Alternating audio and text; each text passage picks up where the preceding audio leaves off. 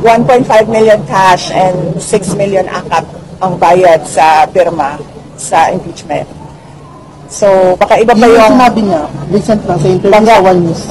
Baka iba pa yung conditional release, no? So, in addition pa yung doon sa mga natanggap noong mga nagpirma.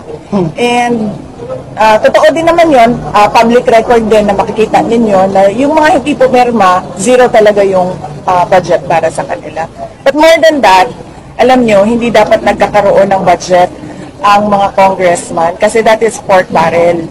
Hindi sila dapat nagkakaroon ng apportionment doon sa projects ng executive department kasi ang trabaho lang naman ng congressman ay gumawa ng batas eh. Hindi siya pwedeng kumuha doon sa budget ng mga departments natin. So, madaming irregularities and malamang yan din yung protesta ng pagkaraniwan na mga tao na hindi nagagamit ng maayos yung pera ng bayan.